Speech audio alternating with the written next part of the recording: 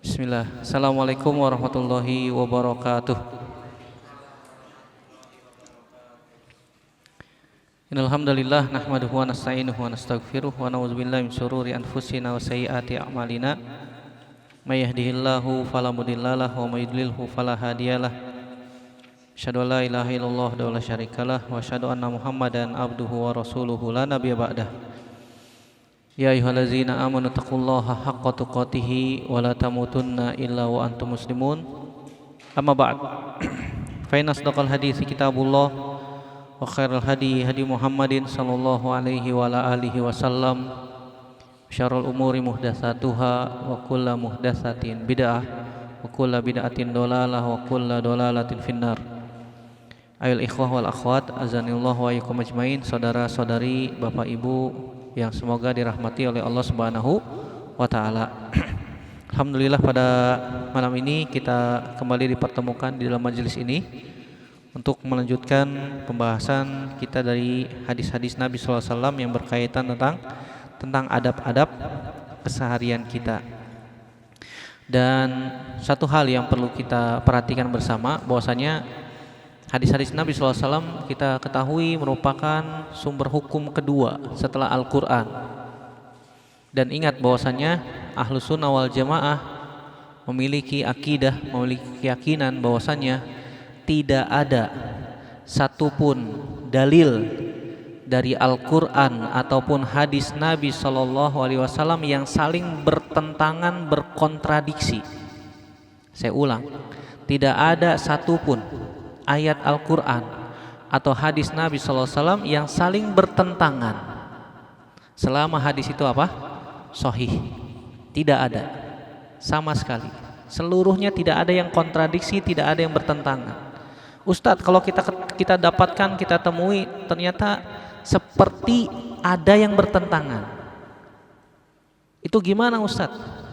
Kalau kita temukan seakan-akan ada ayat Al-Quran ataupun hadis Nabi SAW yang seakan-akan bertentangan, maka kita jangan tuduh hadisnya, kita jangan tuduh ayatnya, tapi tuduh pemahaman kita.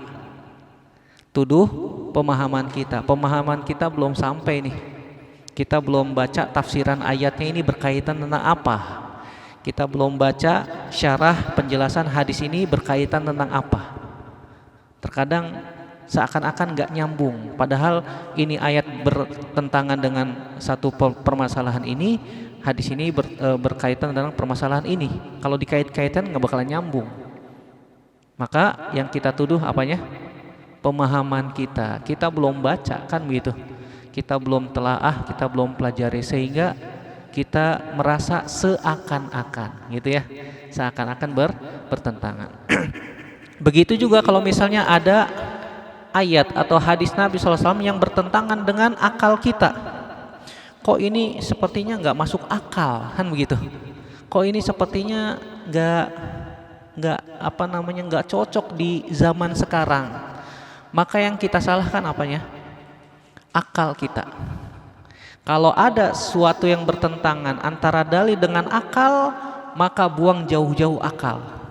Akal kita nggak bakalan sampai, kan begitu? Nabi SAW tidak berkata sesuai dengan hawa nafsu, tetapi berdasarkan wahyu yang Allah wahyukan. Wa ma yantiqu anil hawa in huwa illa wahyu yuha. Nabi SAW tidak mengatakan sesuatu berdasarkan hawa nafsunya, tapi Nabi SAW berkata sesuai dengan apa yang diwahyukan oleh Allah Subhanahu wa taala kepadanya. Jadi ini kaidah penting ya dalam kita mempelajari Al-Quran ataupun hadis-hadis Nabi SAW. Ini kaidah yang dibangun di dalam akidah yang benar, akidah Ahlus Sunnah wal Jamaah. Para ulama ngebahas dari zaman dulu sampai sekarang di dalam kitab-kitab mereka. Dulu waktu awal-awal saya belajar Pak, kita dapati seakan-akan ada ayat, antara satu ayat dengan ayat yang lain kok saling kontradiksi.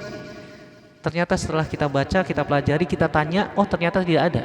Ini ayatnya berkaitan tentang ini ayatnya berkaitan dengan ini, nggak nyambung, tidak nyambung. Pemahaman kita yang belum sampai, karena kita belum mempelajari seluruhnya ya. Ini muqaddimah ketika kita mempelajari dalil-dalil dari Al-Quran maupun hadis Nabi SAW. Dan Islam itu dibangun di atas dalil. Islam itu dibangun di atas dalil. Jadi kalau kita beragama Islam, kita nih memiliki agama ya, agama Islam, maka agama itu dibangun di atas dalil. Kalau kita melakukan suatu amalan tertentu, ibadah tertentu, harus ada dalilnya. Kita melakukan ibadah tertentu, melakukan amalan tertentu, harus ada dalilnya. Apa dalilnya? Al-Quran atau hadis Nabi SAW. Kalau tidak ada dalilnya, tidak boleh kita amalkan. Kalau tidak ada dalilnya, maka tidak boleh kita amalkan. Kayak contoh misalnya sholat. Dari mana Anda tahu itu sholat perintah Allah? Oh, ini dalam Al-Quran disebutkan. Waqimus sholah wa atuz zakah, kan begitu. Dirikan sholat dan tunaikan zakat. Bagaimana cara sholatnya dari A sampai Z? Nah, baca hadis Nabi SAW. Sallu kama ra'aitumuni usolli, kata Nabi SAW. Sholatlah kalian seperti melihat aku sholat. Ini asal suatu ibadah adalah terlarang sampai ada dalil yang memerintahkannya. Berbeda dengan muamalah, berbeda dengan makanan, berbeda dengan minuman. Makanan minuman asalnya adalah halal sampai ada dalil yang mengharamkannya. Kalau ibadah asalnya apa? Asalnya haram sampai ada dalil yang memerintahkannya. Kalau nggak ada dalil yang memerintahkannya, kita jangan bikin-bikin suatu amalan tertentu. Jangan bikin-bikin, jangan buat-buat amalan tertentu karena nggak ada dalilnya, kita nggak diperintahkan. Sampai ada dalil yang memerintahkan. Ini kalau ibadah ya. Kalau muamalah, makanan, minuman asalnya boleh sampai ada dalil yang mengharamkannya. Kalau tidak ada dalil yang mengharamkannya, maka asalnya boleh, silakan. Kulu washrobu, tapi wala tusrifu. Silakan makan, silakan minum, tapi jangan berlebih-lebihan. Kan begitu ya. Sampai ada dalil yang mengharamkan makanan atau minuman tersebut. Ini kaidah yang disebutkan oleh para ulama. Dan pada malam ini kita akan membahas permasalahan yang berkaitan tentang memakai sendal, adab memakai sendal, kemudian juga adab minum. Adapun sebelumnya di hadis nomor 10 dalam bab ini, hadis nomor 1463 dalam Bulughul Maram, Nabi SAW mengatakan berkaitan tentang adab bersin ya, adab bersin. Dan ini pernah kita bahas. Kita akan baca sekilas saja. Nabi SAW mengatakan, "Idza atasa ahadukum falyakul alhamdulillah, walyakul lahu akhuhu yarhamukallah, fa idza qala lahu yarhamukallah falyakul yahdikumullahu wa yuslihu balakum." Akhrajahul Bukhari. Kata Nabi SAW, jika seorang di antara kalian bersin, maka ucapkanlah alhamdulillah. Jadi kalau bersin itu nikmat, Pak. Tapi kalau bersin terus sakit gitu. Itu sakit flu. Kalau bersin sekali nikmat ya. Alhamdulillah. Kita mengucapkan alhamdulillah, memuji Allah Subhanahu wa taala. Karena bersin itu nikmat dari Allah Subhanahu wa taala. Beda dengan menguap. Kalau menguap itu dibenci sama Allah Subhanahu wa taala. Kalau bersin dicintai oleh Allah, kalau menguap dibenci sama Allah. Dalam hadis disebutkan, innallaha yuhibbu at-tasa'ub wa yakrahu innallaha yuhibbul atas wa yakrahu at-tasa'ub. Kata Nabi SAW, sungguhnya Allah Subhanahu wa taala mencintai bersin dan membenci menguap. Kenapa? Karena bersin itu nikmat ya. Bersin itu, Pak, keluar bakteri-bakteri. Oleh karena itu kita dianjurkan ketika bersin itu menutup mulut atau hidung. Jadi jangan sampai di depan wajah orang ya, gitu. Di depan wajah orang disembur. Wah, ini bukan adab Islam. Bukan adab Islam. Jadi kalau kita bersin diusahakan ditutup. Kalau tidak mampu menutup dengan tangan, tutup dengan baju. Kenapa? Karena itu bakteri keluar. Bakteri keluar dan kita mengucapkan alhamdulillah, memuji Allah Subhanahu wa taala. Dan penelitian juga menyebutkan kalau kita bersin itu saraf seluruh anggota tubuh kita berhenti sekian detik. Sepersekian detik berhenti. Makanya ketika bersin orang nggak sadar.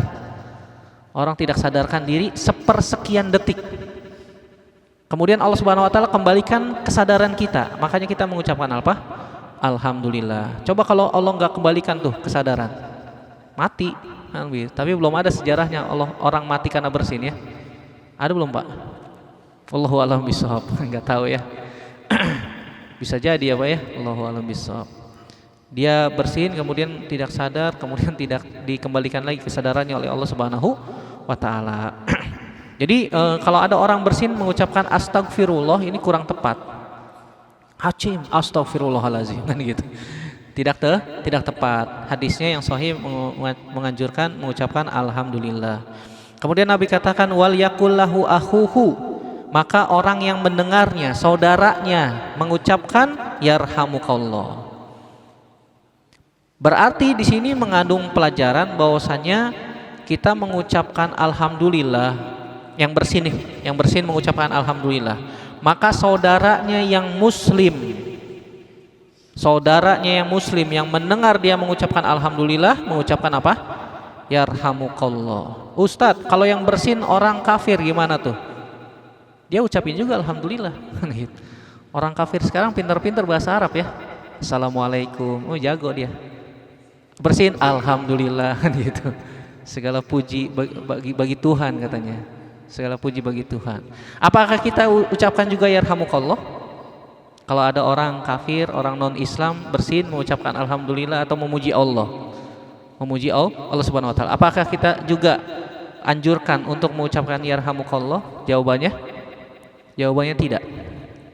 Karena Nabi SAW mengatakan wal yakullahu akhuhu, maka hendaknya saudaranya. Maksudnya di sini saudara semuslim. Jadi ini doa ya antara sesama muslim. Jadi kalau ada orang di luar Islam bersin memuji Allah Subhanahu wa taala, maka kita tidak ucapkan doa yarhamukallah. Karena yarhamukallah itu artinya apa? Semoga Allah merahmatimu.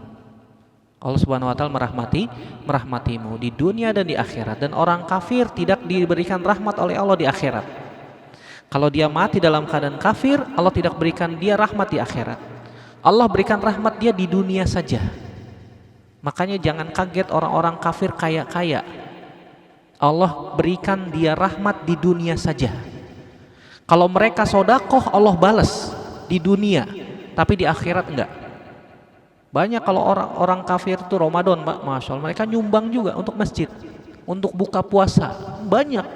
Ustadz, saya nyumbang ini ya, bohlam. Buat apa?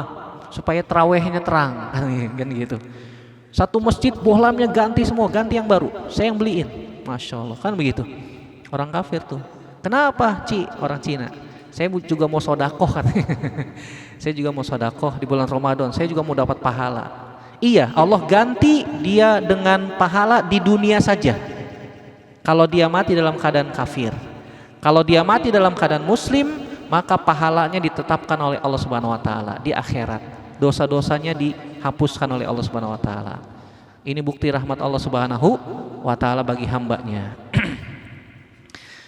Jadi yarhamukallah itu artinya semoga Allah merahmatimu. Kemudian yang bersin lagi mengucapkan yahdikumullahu wa yuslihu balakum. Semoga Allah Subhanahu wa taala memberikan Anda hidayah dan memperbaiki keadaan Anda. Ini saling mendoakan, indahnya Islam saling mendoakan sesama muslim.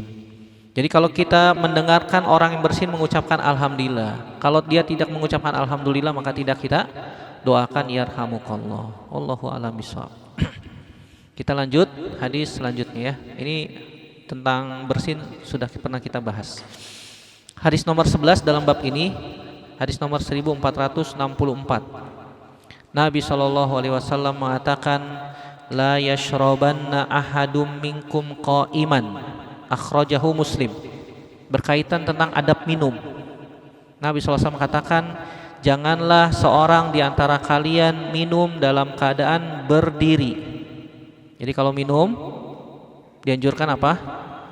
Duduk atau jongkok. Karena Nabi SAW mengatakan la yashrabanna, janganlah seorang di antara kalian minum qa'iman, dalam keadaan berdiri. Ini juga pelajaran buat anak-anak, bahkan bapak-bapak juga, ibu-ibu gitu ya. Kalau minum diusahakan duduk, diusahakan duduk. Terkadang kita melihat anak-anak tidak memperhatikan hal ini. Minum sambil jalan, minum sambil berdiri, kan begitu. Bapaknya diem aja. Karena nggak tahu Ustaz, iya. Bapaknya juga nggak tahu, jadi diem aja. Beda kalau bapaknya tahu, nak duduk, minum. Kalau minum duduk. Kalau bapaknya tahu, dikasih tahu tuh anak, duduk minumnya. Kalau bapaknya tidak tahu ya, ibunya tidak tahu ya, didiamkan. Nabi SAW katakan, la yashrabanna ahadu minkum qa'iman.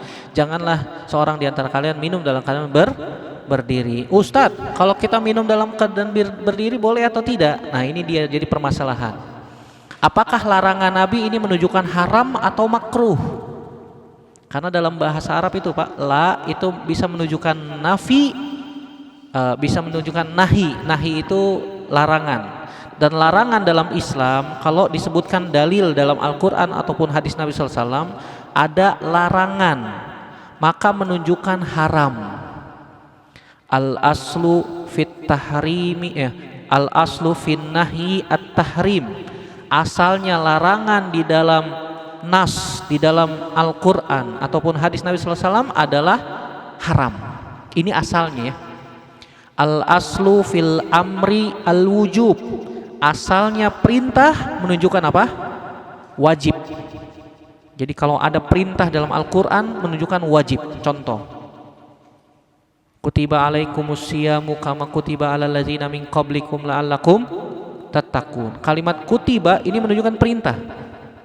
Ini menunjukkan perintah. Kutiba alaikumus siyam, telah diwajibkan untuk kalian berpuasa. Berarti puasa Ramadan hukumnya apa? Wajib. Asal puasa Ramadan wajib, kecuali ada yang memalingkan dia dari yang wajib. Contoh, dia tidak bisa puasa karena sedang apa? Sakit. Sedang sakit juga ada berapa tipe Pak? Disebutkan oleh para ulama ada 3 tipe. Orang yang sakit itu ada 3 tipe.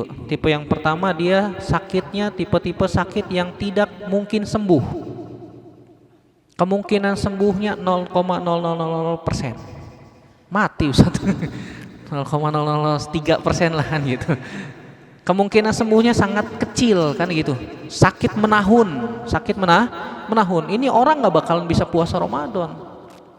Kan begitu. Berarti bagi orang ini puasa Ramadan tidak wajib. Diganti dengan apa? Bayar fidyah. Begitu juga orang yang sedang safar tidak wajib puasa. Kalau dia mampu silahkan, kalau tidak mampu maka berbuka. Jadi itu tipe sakit yang pertama ya, sakit yang layur jabir kata para ulama, tidak diharapkan kesembuhannya, artinya dia sakit menahun. Yang kedua, sakit yang bisa sembuh, kemungkinan bisa sembuh dan sakitnya bisa memudorotkan dia kalau dia puasa. Misal orang sakit mah, kan begitu ya, asam lambung, itu pas lagi Ramadan penyakitnya kambuh. Dia sudah konsultasi ke dokter, kata dokter jangan puasa dulu ya. Kalau puasa ini asam lambungnya bisa naik atau bisa tambah parah. Bisa sembuh tidak penyakitnya? Bisa.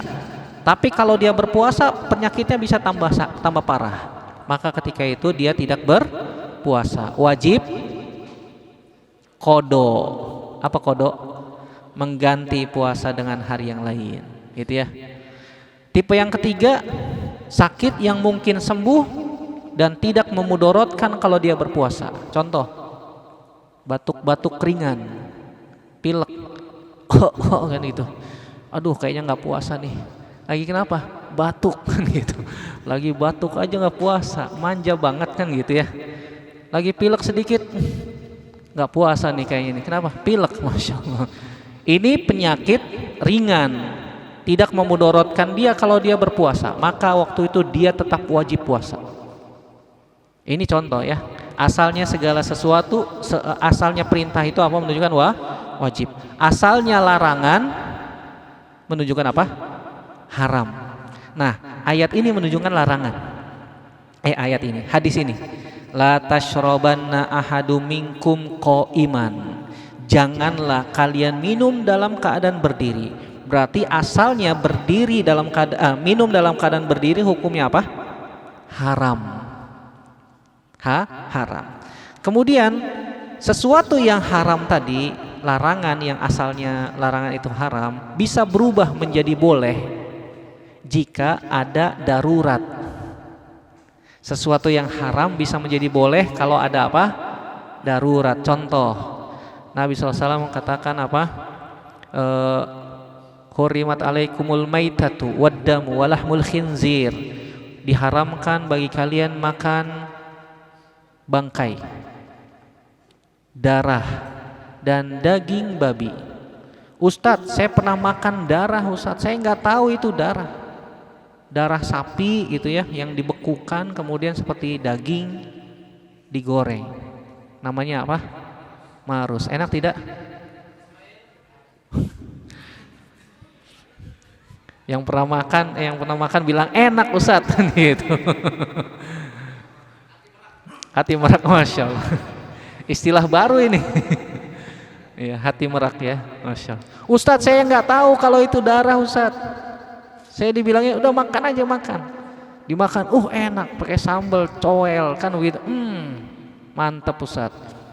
Pas setelah masuk ke perut, saya baru dibilang itu darah marus. Astagfirullahalazim. Dia tidak tahu. Maka ketika itu dia berdosa tidak? Tidak berdosa. Kenapa? Tidak tahu. Karena tidak tahu. Orang yang tidak tahu itu tidak berdosa. Yang berdosa yang ngasih, yang ngebohongin. Hati merak katanya. Gitu. Hati merak, daging katanya. Yang dosa yang ngebohongin. Kalau dia tahu itu darah dan hukumnya haram, dia bohongin orang, kemudian orang itu makan, dia dosa. Yang makan gak dosa. Yang makan tidak dosa. Darah haram, bangkai haram. Bangkai haram ya, kecuali bangkai ikan. Bangkai ikan dan belalang. Kalau ada yang nanya, Ustadz, cara menyembelih ikan gimana Ustadz? Saya bingung jawabnya. Ikan itu tidak disembelih. Kita makan ikan juga udah bangkai semua. Jadi ikan itu tidak disembelih. Yang diharamkan adalah yang mati bukan karena disembelih, karena ketabrak mobil lah, jatuh lah, atau yang lainnya. Jadi bangkai. Kemudian lahmul khinzir, daging babi. Nah, ketika kita dalam keadaan darurat, sesuatu yang haram itu bisa menjadi boleh, bisa menjadi halal. Tapi saat itu saja. Tidak boleh dijadikan simpanan. Misal, contoh, kita lagi sedang safar. Ternyata masuk ke dalam hutan. Masuk ke dalam hutan tidak ada makanan, bekal habis.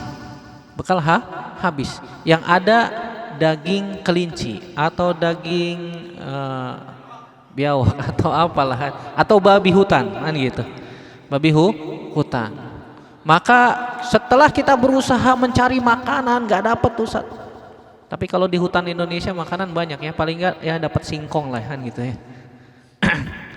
Dapat singkong atau makanan umbi-umbian atau buah-buahan. Ini kalau misalnya kita sudah cari nggak ada makanan sama sekali.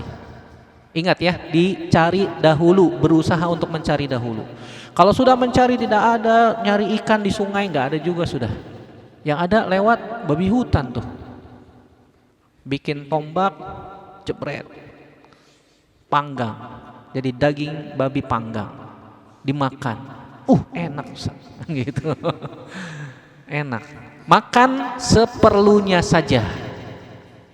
Ketika itu dibolehkan makan seperlunya. Tidak boleh jadikan bekal. Tidak boleh jadikan bekal. Makan di tempat. Tidak boleh dibawa pulang, take away gitu. Tidak boleh di take away. Harus di tempat dan saat itu saja dan tidak boleh jadikan bekal. Ini ketika darurat. Nah, Nabi SAW mengatakan la yashrabanna ahadum minkum qa'iman. Tidak boleh minum dalam keadaan berdiri. Berarti kalau darurat boleh Ustaz. Kita katakan sesuatu yang haram asalnya darurat. Sesuatu yang haram jika darurat maka dibolehkan. Maka Nabi SAW pernah pada suatu ketika, pada suatu kasus pernah minum dalam keadaan berdiri. Hadisnya sahih diriwayatkan oleh Imam Muslim dalam sahihnya bahwasanya Nabi SAW pernah minum air zam-zam dalam keadaan berdiri. Kata sahabat, annahu syariba min ma'i zam-zam qa'iman, bahwasanya Nabi SAW pernah minum air zam-zam dalam keadaan berdiri. Hadis ini menjadi qarinah, artinya yang memalingkan sesuatu yang haram menjadi boleh. Berarti kata para ulama, la, huruf la di dalam hadis ini, la yashrabanna qa'iman, itu bukan menunjukkan haram.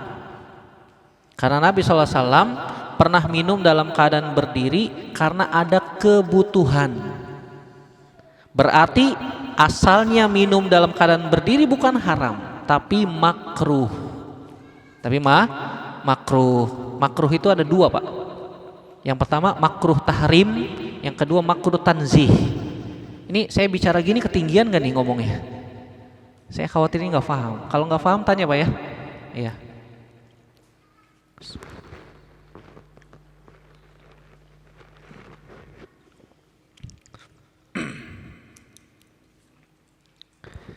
Jadi makruh itu ada dua sebenarnya ya, disebutkan oleh para ulama. Yang pertama makruh tahrim. Makruh tahrim itu artinya haram. Imam Syafi'i kalau bilang makruh artinya haram. Karena Imam Syafi'i itu biasa berbicara dengan bahasa Al-Quran. Al-Quran itu kalau disebutkan kariha, makruh maksudnya haram. Haram. Ada makruh tahrim. Yang kedua ada disebut makruh tanzih. Makruh tanzih itu yang dinamakan makruh berdasarkan pemahaman kita. Kalau dilakukan tidak mengapa, kan begitu. Kalau tidak dilakukan juga tidak mengapa. Itu mah boleh ya. Dibenci, artinya dibenci ya. Artinya dibenci. Artinya kalau ditinggalkan itu lebih baik. Kalau ditinggalkan itu lebih baik. Itu makruh ya, itu makruh. Nah, yang disebut dengan makruh di sini adalah kalau misalnya itu ditinggalkan itu lebih baik. Jadi kalau misalnya ada orang minum dalam keadaan berdiri, maka hukum asalnya makruh, tidak sampai derajat haram. Walaupun ada ulama yang mengatakan haram.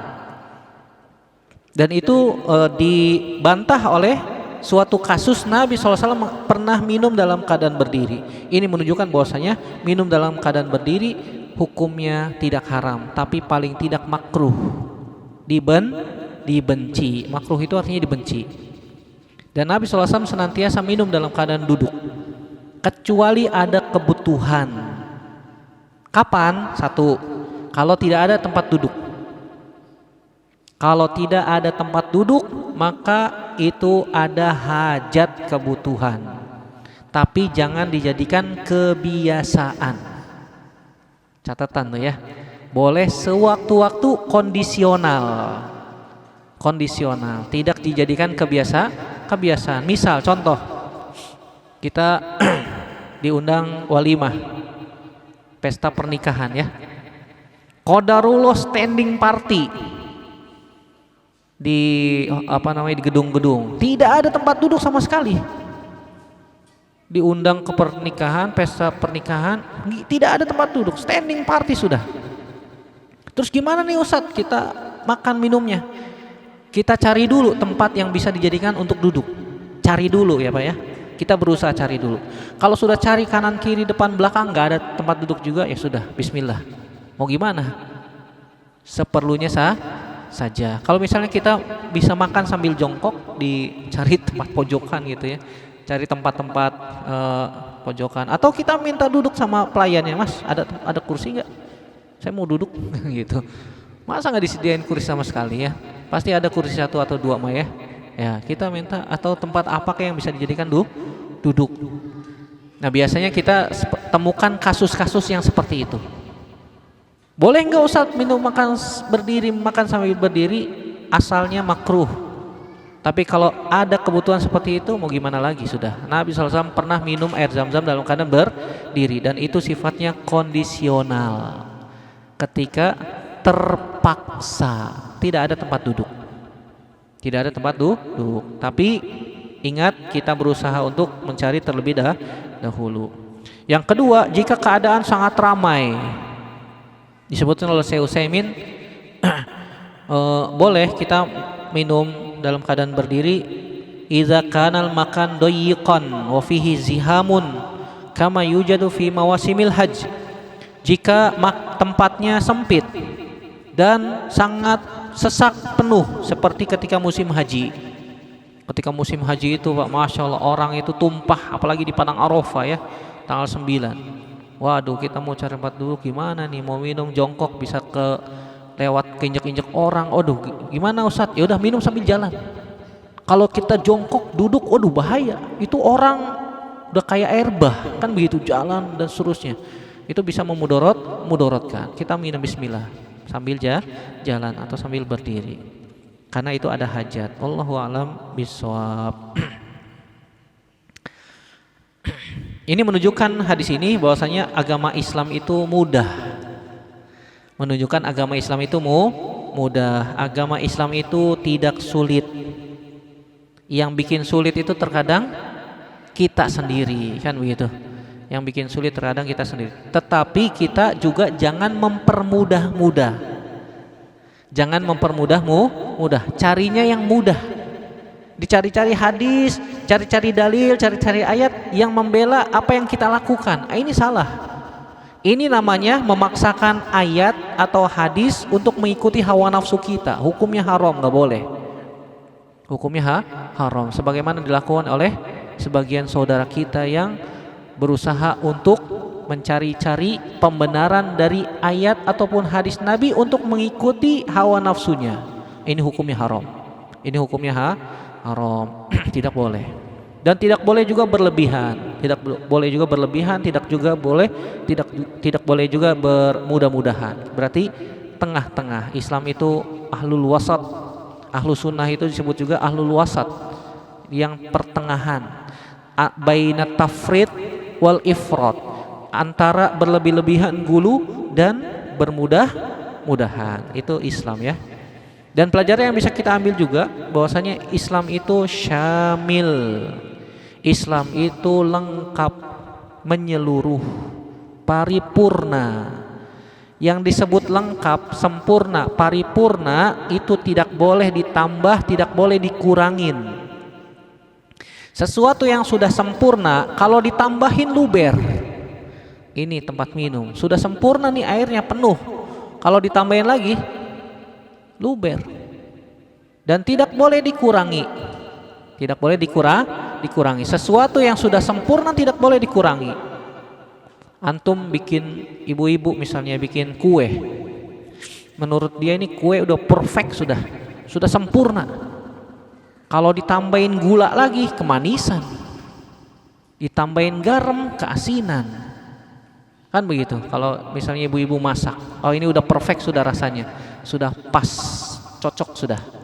Ditambahin gula kemanisan, tambahin garam keasinan. Sesuatu yang perfect, sempurna, tidak boleh ditambahkan, tidak boleh dikurangi. Itulah agama kita, Pak. Makanya agama kita ini udah sempurna. Allah Subhanahu wa taala katakan, "Al-yauma akmaltu lakum dinakum wa atmamtu alaikum nikmati wa raditu lakumul islama dina." Pada hari ini telah aku sempurnakan agamaku untukmu, dan aku sempurnakan nikmatku untuk kalian, dan aku ridho Islam untuk agama kalian. Islam itu agama kita sudah sempurna, tidak boleh ditambah dan tidak boleh dikurangi. Begitu juga sahabat Salman Al-Farisi radhiyallahu ta'ala anhu pernah didatangi oleh seorang Yahudi, Pak. Kemudian orang Yahudi itu mengatakan, "A'allamakum nabiyukum kulla syai'?" Apakah nabi kalian sudah mengajarkan kepada kalian segala sesuatu? Kata Salman Al-Farisi, ajal, hattal khira'ah, sampai tata cara buang air kecil Nabi SAW sudah ajarkan. Nabi SAW ajarkan kalau masuk ke kamar mandi dahulukan kaki kiri, kalau istinja dengan 3 batu, dan tidak boleh kita istijmar itu dengan kotoran hewan atau tulang. Istijmar itu kalau tidak ada air boleh menggunakan apa? Batu. Kata Salman, Nabi SAW ajarkan kita istijmar dengan 3 batu. Dengan 3 batu dan tidak boleh istijmar menggunakan kotoran hewan dan tulang. Kata Salman Al-Farisi, agama Islam telah sempurna, iya. Nabi SAW sampai ajarkan kita al-khiro'ah, tata cara cebok. Bahasa kita ya, cebok. Bahasa kita cebok. Sampai Nabi ajarin cebok. Nabi SAW ajarkan kalau masuk WC, masuk pakai kaki kiri dulu, kalau keluar kaki kanan. Ini menunjukkan yang kecil saja sudah diajarkan oleh Nabi, apalagi yang besar. Apalagi berkaitan tentang masalah umat, apalagi berkaitan tentang masalah negara. Nabi pasti sudah ajarkan. Kan begitu. Ini pelajaran dari hadis larangan minum sambil berdiri. Jadi kesimpulannya, minum sambil berdiri asalnya makruh, tidak sampai derajat haram. Walaupun ada yang mengatakan haram, tapi tidak boleh dijadikan kebiasaan. Yang lebih utama apa Pak? Duduk. Tetap yang lebih utama adalah duduk. Wallahu a'lam bishawab. Hadis yang selanjutnya, hadis nomor 12 dalam bab ini. Hadis nomor 1465. Nabi SAW mengatakan, "Idzan ta'ala ahadukum falyabda bil yamin, wa idza naza'a falyabda bishimal, wal takunil yumna awwalahu matun alu wa akhirahu matun za'u." Muttafaqun alaihi.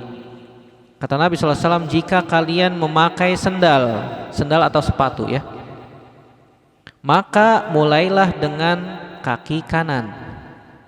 Dan jika melepas, maka dimulai dari kaki kiri. Jadikan ya kanan sebagai awal untuk memakai sendal atau sepatu, dan jadikan yang lain di akhirnya. Dari hadis ini kita bisa ambil pelajaran yang pertama, bahwasanya kalau kita memakai sendal atau sepatu disunahkan kaki kanan terlebih dahulu. Jadi kalau pakai sendal atau sepatu, kanan dahulu. Kalau melepas, kiri dahulu. Terkadang ini banyak diremehkan orang. Ah, cuma pakai sendal doang Ustaz, kan gitu. Repot banget. Islam yang ngajarin nih. Nabi SAW yang katakan. Kalau Nabi SAW katakan sesuatu, perintahkan sesuatu, kita harus yakin pasti ada manfaatnya. Ingat Pak, bahwasanya kalau kita menjalankan sunnah Nabi, pasti ada manfaatnya. Kalau kita meninggalkan larangan Nabi, pasti di situ ada mudorotnya. Nabi SAW tidak melarang sesuatu, pasti di situ ada mudorot. Alimahu man alimahu wa jahilahu man jahilahu. Ada yang sudah kita ketahui manfaatnya, ada yang belum kita ketahui. Seperti jenggot ini Pak, Masya Allah. Nabi SAW perintahkan kita pelihara jenggot. Kata Nabi, afkhul liha wa qassus syawarib wa khaliful yahud. Pelihara jenggot, biarkan dia tumbuh, jangan dipotong, jangan dikerok, nggak boleh. Nabi SAW perintahkan untuk biarkan.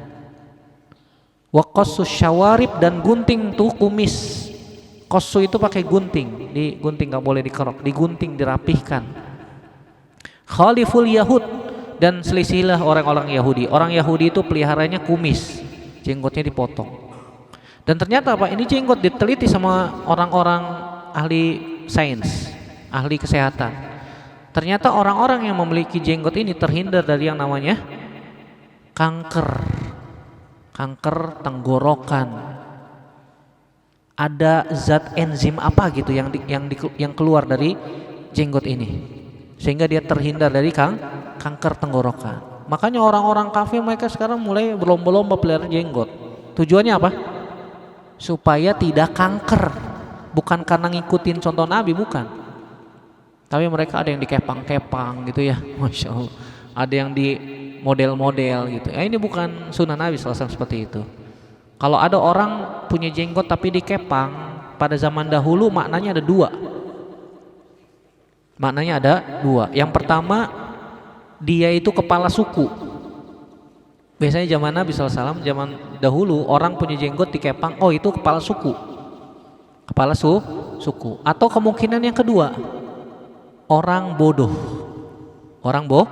bodoh. Kalau dia bukan kepala suku, berarti kemungkinan yang kedua orang bodoh. Kalau di Jakarta ada orang jenggotan dikepang, ente suku apa gitu. Ente kepala suku apaan? Berarti kemungkinan yang kedua orang jahil, orang bodoh. Orang bodoh. Nabi SAW perintahkan afhu itu artinya dibiarkan, Pak. Tidak boleh dipotong. Ustadz, kalau dirapihkan segini boleh enggak? Maka kita katakan tidak ada hadisnya. Yang ada adalah pekerjaan Abdullah bin Umar. Ini kebiasaan Abdullah bin Umar, kalau habis umroh beliau memotong jenggotnya segenggam, dibiarkan segenggam, selebihnya dipotong. Ini kebiasaan Abdullah bin Umar, dan Abdullah bin Umar ini cuma melakukan dengan ijtihadnya, pendapatnya dia, dan tidak ada dalil yang memerintahkan untuk memotong. Yang sunnah itu dibiarkan. Ini contoh yang sangat kelihatan, nampak bahwasanya orang yang melakukan sunnah Nabi pasti ada manfaatnya. Kita buka puasa disunahkan makan apa? Kurma. Yang wajib makan bakwan katanya. Bakwan wajib, Ustadz, kurma sunnah. Yang penting ada gorengan kan gitu. Masya Allah.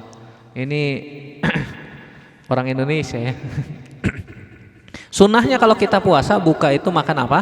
Kurma. Diteliti lagi tuh sama orang-orang kafir. Kenapa sih orang Islam kalau buka puasa pakai kurma? Oh, ternyata di dalam kurma itu, Pak, terdapat manfaat yang luar biasa yang dibutuhkan zat tubuh selama dia berpuasa. Itu ada semua di kurma. Kita kekurangan karbohidrat, ada di kurma. Kita butuh sukrosa, ada di kurma. Kita butuh protein, ada di kurma. Semua zat-zat yang dibutuhkan ketika seseorang habis berpuasa ada di kurma. Makanya ketika kita makan kurma, minum air, seger lagi, kenyang kan begitu. Makan kurma 1 butir, 3 butir, kenyang. Buka puasa pakai kurma. Kata Nabi SAW, buka puasa pakai rutop. Kalau ada rutop itu kurma yang masih segar. Kalau tidak ada, pakai tamer. Tamer itu kurma yang sudah agak lama yang biasa kita makan. Kalau tidak ada, cukuplah dengan air biasa. Biasa. Kalau kita puasa, masya Allah, digelar tuh makanan. Ada udah kayak sajian, masya Allah. Ada kolak, ada bakwan, ada bibihun, ada buah, ada nasi rendang, masya Allah, luar biasa ya. Alhamdulillah. Jadi ini kaidah yang perlu kita yakini. Setiap sunnah yang kita lakukan, sunnah yang Nabi ajarkan, pasti ada hikmahnya, pasti ada manfaatnya buat kita. Ada yang sudah kita ketahui, ada yang belum kita ketahui. Kewajiban kita bukan cari hikmah, tapi kita menjalankan sunnah Nabi SAW. Begitu juga Nabi SAW perintahkan kalau kita buang air itu duduk atau jongkok, jangan berdiri kan begitu. Jangan berdiri, buang air kecil berdiri. Ketika minum duduk. Diteliti lagi sama orang, kenapa kok kalau kita minum disunahkan duduk? Kalau kita minum kalau dalam keadaan berdiri itu air langsung jatuh katanya gitu. Langsung ke bawah. Kalau duduk ini tertahan dulu, perlahan. Dia jatuhnya perlahan. Sehingga itu sehat buat tubuh, tidak buat organ dalam tubuh kita kaget. Dan kita disunahkan kalau minum, kata Nabi SAW, la tatanafas fi syarab, tidak nafas ketika minum. Diteliti lagi sama orang. Oh, ternyata kita ini punya 2 katup katanya. Yang katup itu buka tutup. Ada saluran ke hidung, ada saluran ke tenggorokan. Kalau katup itu terbuka, air masuk ke hidung. Kalau kita nafas, katup itu terbuka, masuk ke hidung. Makanya kalau minum kesenggruk, oh berarti dia nafas tuh minumnya. Jangan berarti kita fahami hadis itu nggak boleh nafas gitu. Salah juga ya. Artinya ya kita minum jangan bernafas. Minum berapa teguk, paling sekian detik ya, sekian detik. Jadi itu manfaat yang luar biasa yang Nabi SAW ajarkan. Padahal Nabi nggak bisa baca, Nabi tidak bisa nulis, Nabi bukan dokter, Nabi bukan ahli kimia, bukan ahli fisika, tapi mengajarkan demikian. Subhanallah. Itu sudah diajarkan oleh Nabi 15 abad yang lalu. Begitu juga pakai sendal. pakai sepatu kanan dulu. Kalau ngelepas kiri dulu. Apa hikmahnya? Allahu a'lam bishawab. Kita nggak tahu hikmahnya apa. Tapi disebutkan oleh para ulama, diantaranya adalah ikramun lil yamin, untuk memuliakan bagian tubuh sebelah kanan. Kalau kita melakukan segala sesuatu yang mulia-mulia, hendaknya yang kanan. Makan pakai tangan kanan, minum pakai tangan kanan. Nabi SAW sampai menyisir, dahulukan yang kanan. Pakai baju, dahulukan yang kanan. Jangan sampai kita kebalik, makan minum pakai tangan kiri. Keren katanya pakai tangan kiri, kidal. Jadi kalau kita punya anak kidal atau kita sendiri kidal, jangan bangga Pak, jangan bangga. Itu kidal kebiasaan buruk. Kata Nabi SAW, janganlah kalian makan dan minum dengan tangan kiri, karena setan makan dan minum pakai tangan kiri. Jadi jangan bangga dengan kidal. Kidal itu kebiasaan buruk. Kebiasaan dari kecil tidak kita rubah. Terkadang anak umur 1 tahun baru bisa megang. Biasanya dia megang tangan kiri Pak. Kalau antum perhatikan punya anak kecil, kalau dia awal-awal bisa megang tangan kiri, setan menggoda Pak. Setan itu mengajarkan kebiasaan buruk. Kalau kita sudah tahu, pindahin ke tangan kanan, biar dia biasa megang pakai tangan kanan, supaya tangan kanannya lebih kuat daripada kiri. Ada orang nggak nulis tangan kiri, makan tangan kiri, minum tangan kiri, kidal Ustaz kan gitu. Jangan bangga dengan kidal, itu kebiasaan buruk. Kita pindahin. Kalau kita orang tua yang sudah tahu, pindahkan. Pasti dia pindahin lagi tuh tangan kiri. Setan menggoda. Kita pindahin lagi tangan kanan sampai dia terbiasa dengan tangan kanan. Kalau dia mau pindahin lagi tangan kirinya, kita giniin Pak. Gitu. Biar dia bingung nih, tangan kiri saya mana kan gitu. Akhirnya dia pegang tuh tangan itu, makanannya pakai tangan kanan. Pegang biskuit atau makanan apa dengan tangan kanan. Biasakan dari bayi sehingga dia tidak jadi kidal. Tidak jadi kidal. Kidal itu karena kebiasaan. Karena kebiasaan sehingga dia makan, minum, nulis, pakai baju, pakai sendal, semuanya dimulai dari kiri. Dimulai dari kiri. Nah, ini hikmah diantara para ulama menyebutkan adalah ikramun lil yamin, untuk memuliakan yang kanan, memuliakan yang kanan. Adapun yang kiri digunakan untuk hal-hal yang qazar, seperti cebok. Seperti cebok, maka dia dahulukan dengan tangan kiri. Kecuali darurat. Ustadz, tangan kirinya lagi sakit Ustadz, patah atau sakit di perban, mau makan pakai tangan kanan susah, akhirnya pakai tangan kiri, gimana Ustaz? Ini namanya darurat. Tangan kanannya sedang sakit. Begitu juga kalau misalnya kakinya sedang sakit, dia nggak bisa pakai sendal kanan dulu atau yang lainnya, maka ini darurat. Maka darurat tubihul mahzurat. Darurat itu membolehkan yang tadinya tidak boleh, maka boleh dia makan pakai tangan kiri ketika itu saja, ketika tangannya sedang sakit. Adapun ketika sedang sehat, maka hendaknya menggunakan tangan kanan. Wallahu a'lam bishawab. Satu lagi ya, hadis Nabi SAW berkaitan tentang memakai sendal atau sepatu. Kata Nabi SAW, hadis nomor 13, la yamshi ahadukum fi na'lin wahidah wal yun'il huma jami'an aw liyakhlaq huma jami'an, muttafaqun alaih. Janganlah kalian berjalan dengan satu sendal, hendaknya dipakai semua atau dilepas semuanya. Hadis riwayat Imam Bukhari dan Imam Muslim. Ini kebiasaan biasa saya temukan anak-anak yang main bola.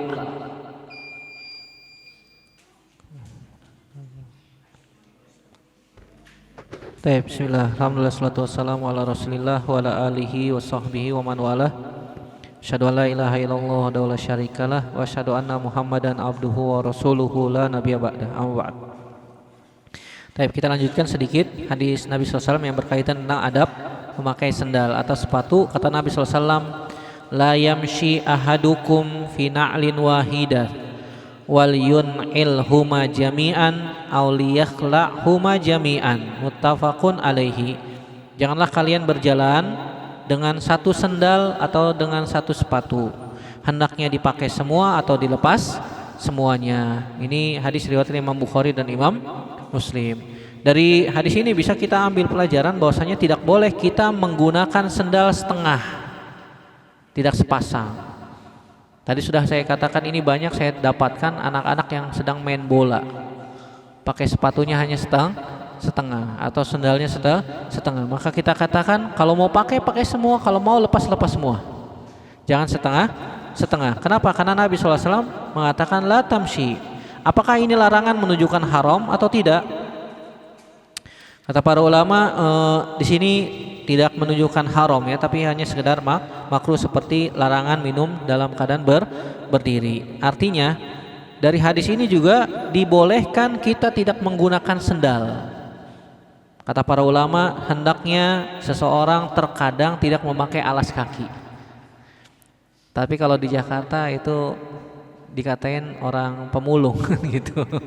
Kalau zaman dulu, zaman Nabi SAW tidak pakai alas kaki itu biasa ya.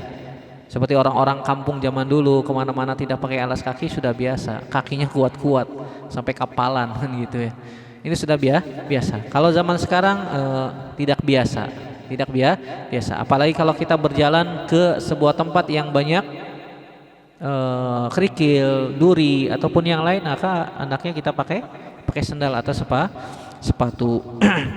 Begitu juga dalam hadis ini menunjukkan bahwasanya dibolehkan kita memakai sendal setengah jika darurat, jika ada kebutuhan. Misal apa contohnya? Kakinya diperban yang kanan atau yang kiri sehingga dia memakai sendal atau sepatu setengah. Ini dibolehkan jika ada hajat, ada kebutuhan, jika darurat salah satu kakinya luka sehingga tidak mampu untuk memakai sepatu atau memakai sendal. Wallahu taala a'lam bishawab. Di sini menunjukkan bahwasanya Islam sangat memuliakan yang kanan. Sangat memuliakan yang kanan. Sebagaimana sudah kita bahas tadi walaupun para ulama membahas ada sebagian ulama yang mendahulukan kanan dalam beberapa hal, dalam hal-hal yang baik seperti tadi sampai memakai jam. Mereka mendahulukan yang kanan. Tapi kata para ulama tidak wajib. Mana yang lebih mudah bagi dia untuk digunakan. Kalau dia mudah pakai di sebelah kanan, maka tidak boleh, tidak mengapa juga kalau dia memakai jam di sebelah kiri. Tidak ada dalil yang mengharamkan, melarang. Tidak ada. Kenapa? Karena Nabi SAW juga pernah memakai cincin di jari sebelah kiri. Karena Nabi SAW juga pernah memakai cincin di jari sebelah kiri. Ini menunjukkan boleh juga pakai jam di sebelah kiri, tidak ada masalah. Tapi sebagian ulama seperti Syekh Albani lebih menyukai yang kanan. Makanya beliau menganjurkan sunnahnya pakai jam di kanan, pakai cincin di kanan. Sampai beliau menganjurkan kalau bisa bikin kantong di kanan, karena memuliakan bagian kanan. Kalau kita kan terbiasa di kiri ya. Beliau menganjurkan kalau bisa buat di kanan. Rahimahullahu ta'ala. Saking getolnya ingin mengikuti sunnah Nabi SAW mendahulukan yang kanan. Jadi hadis ini larangan bagi kita untuk memakai sendal setengah. Nggak boleh kita pakai setengah saja, kanan saja atau kiri saja, atau memakai sepatu bola setengah saja, yang kiri atau yang kanan saja. Ini terlarang dari Nabi Shallallahu Alaihi Wasallam. Wallahu a'lam bishawab. Sampai di sini perjumpaan kita. Kalau ada yang mau bertanya, saya persilakan. Silakan Pak. Waalaikumsalam warahmatullahi wabarakatuh.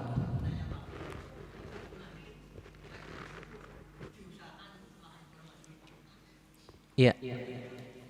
Apakah kalau puasa sunnah juga disunahkan makan kurma gitu ya? Maka kita jawab kalau ada. Kalau ada kurma. Makanya Nabi SAW katakan kalau ada rutop maka bukalah dengan rutop. Rutop itu kurma yang masih segar ya. Kalau tidak ada maka dengan tamer. Tamer itu kurma yang sudah kering. Kalau tidak ada, air putih. Tapi lebih utama apa? Pakai kurma. Karena tadi sudah kita katakan di dalam kurma terdapat zat-zat yang dibutuhkan tubuh setelah seharian berpuasa. Yang paling utama kita mengikuti sunnah Nabi SAW. Nabi SAW kalau buka puasa pakai apa? Pakai kurma. Wallahu a'lam bishawab. Tidak sampai wajib ya. Allah. Taib. Ada lagi? Cukup? Baik, semoga kajian kita malam ini bermanfaat. Semoga Allah Subhanahu wa taala menambahkan kepada kita ilmu yang bermanfaat dan bisa kita amalkan. Yang benar dari Allah Subhanahu wa taala, yang salah murni dari saya pribadi. Kita bertaubat kepada Allah Subhanahu wa taala dari kesalahan kita. Semoga bermanfaat. Aku qouli hadza astaghfirullah li wa lakum. Subhanakallahumma wa bihamdika asyhadu an la ilaha illa anta astaghfiruka wa atubu ilaik. Wassalamualaikum warahmatullahi wabarakatuh.